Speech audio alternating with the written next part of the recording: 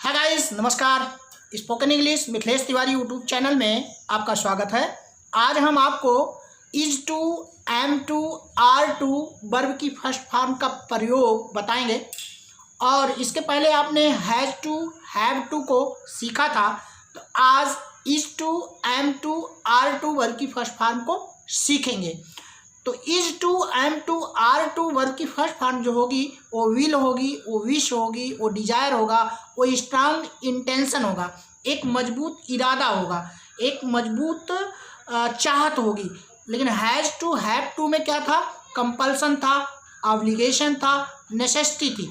यहाँ पर जो है, जो is to, am to, are to है, वहाँ पर स्ट्रांग इंटेंशन है, अर्थात एक इरादा है, एक चाहत है, एक तमन्ना है। और हैज टू, हैव टू में मजबूरी थी, बाध्यता थी और अनिवार्यता थी, कर्तव्य था। तो यहाँ का जो सूत्र तैयार होगा, subject is to, am to, are to verb की फर्स्ट फॉर्म, ऑब्जेक्ट या विदाउट ऑब्जेक्ट के भी हो सकता है।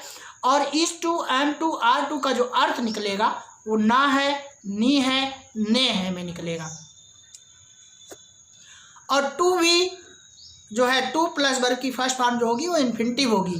तो यहाँ सिंगुलर सब्जेक्ट इज है, he is, she is, Ram is, one is. To verb की फर्स्ट फॉर्म होगा सिंगुलर सब्जेक्ट के साथ, और प्लूरल सब्जेक्ट में आर, है, हो जिसका अर्थ है हैं, जिसका अर्थ है you, we, they, boys, are to और वर्ब की फर्स्ट फॉर्म होगी। और एम आई के साथ मुंह में होगा। तो इज टू, आर टू और एम टू विदाउट कंपल्सन के है, बिना बाध्यता के है, बिना मजबूरी के है। और जो हैज टू, हैव टू है, वहाँ पर कंपल्सन है, ऑब्लिगेशन है, नेसेसिटी है, मजबूरी है, बाध्यता है, कर्तव्य है। अर्थात जो is to, are to, am to है, स्ट्रांग इंटेंशन में है, एक मजबूत इरादा है, एक चाहत है, एक तमन्ना है। तो हैज टू, हैव टू कल सीख लिया था। आज is to, are to, am to को देखेंगे, जो विदाउट कंपल्सन के है, स्ट्रांग इंटेंशन जिसमें है, अर्थात इसमें एक डिजायर है, विल है, इससे।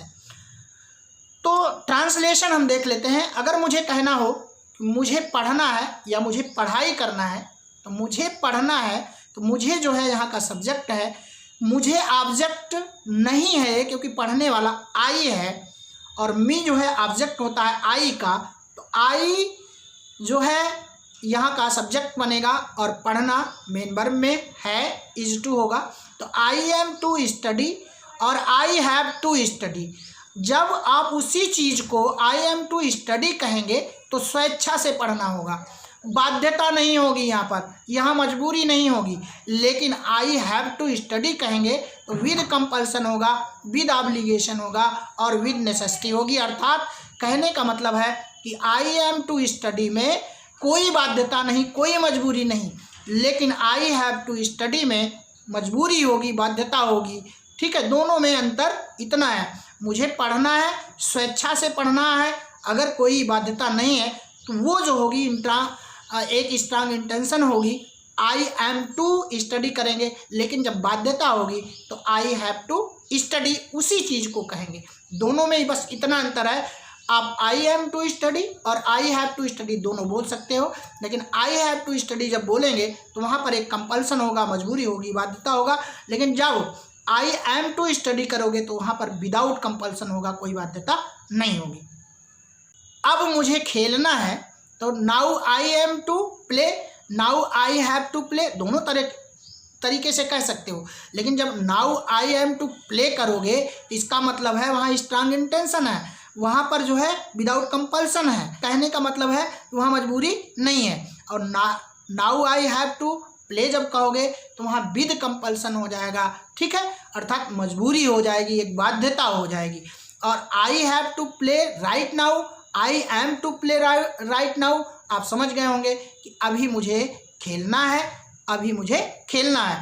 तो हैव टू अगर करेंगे तो कंपल्सन में होगा, मुझे खेलना है, मेरी बाध्यता है, मजबूरी है। लेकिन I am to play right now करेंगे तो वहाँ पर विदाउट कंपल्सन होगा, कोई मजबूरी नहीं, एक इरादा होगा, एक इच्छा होगी, एक चाहत होगी, ठीक है, खेलने की चाहत, खेलने का इरादा होगा, ठीक है। तो दोनों में अंतर इतना ही है।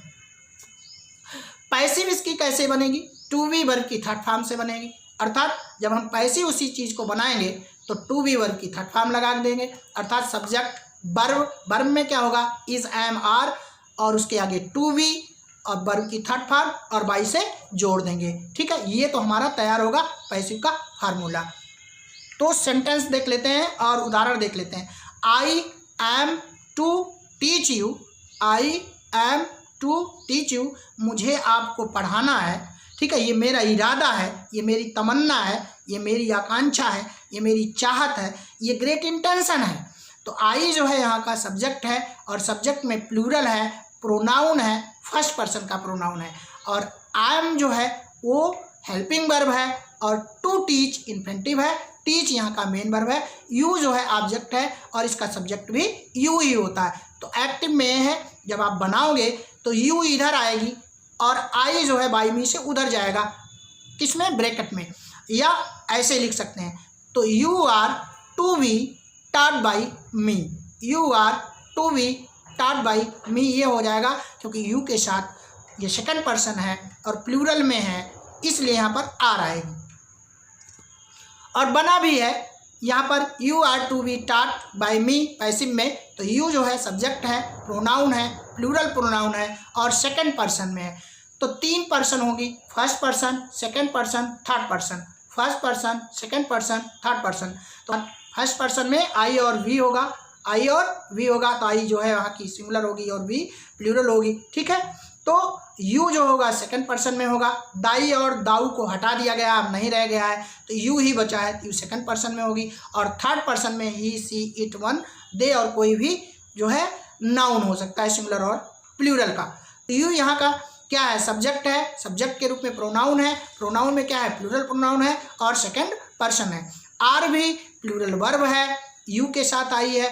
टू बी यहाँ इन्फिनिटिव में हुआ, टाट वर्ब की थर्ड फॉर्म है, टी टाट, टाट का बाई में से जोड़ दिया गया। यू आर टू बी टाट, आपको पढ़ाया जाना है, तुम लोगों को पढ़ाया जाना है या तुम्हें पढ़ाया जाना है, ये अर्थ पैसिव में निकलेगा। और टू भी विशेष होगा, इतना ध्यान रखना, वर्ब की थर्ड फॉर्म आएगी। अगला देख लेते हैं, be are to help him. तो वी जो है यहाँ का सब्जेक्ट है और क्या है? प्रोनाउन है, प्रोनाउन में फर्स्ट पर्सन प्रोनाउन है और प्लूरल है। आर यहाँ का हेल्पिंग वर्ब है, प्लूरल में है, बी को देखते हुए आया है, और टू हेल्प को देखेंगे तो इन्फिनिटिव है, ना ने नी का अर्थ देगा। हेल्प को केवल देखेंगे तो ये क्या है? ये मेन वर्ब है, सहायता करना। हिम जो है वो ऑब्जेक्ट है और उसका जब सब्जेक्ट बनेगा तो ही हो जाएगा, तो ही इधर आएगा, बी जो है उधर जाएगा, बाई अस होगा, ये क्या बन जाएगा? He is to be helped, bracket में बाई अस या बाई अस जोड़ दो, तो उसकी सहायता की जानी है, ये होगा उसकी सहायता की जानी है, अर्थात किया जाना है, उसकी सहायता किया जाना है। किसके द्वारा? हम लोगों के द्वारा, हमारे द्वारा। तो हमें उसकी सहायता करनी है, हम लोगों के द्वारा उसकी सहायता की जानी है, उसकी सहायता किया जाना है। तो ही यहाँ का सब्जेक्ट है, प्रोनाउन है और थर्ड पर्सन में प्रोनाउन है, सिंगुलर प्रोनाउन है। और इज की बात करें तो यहाँ हेल्पिंग वर्ब है, सिंगुलर में है, ही के साथ आया है, ही जो है वो सब्जेक्ट के रूप में क्या है?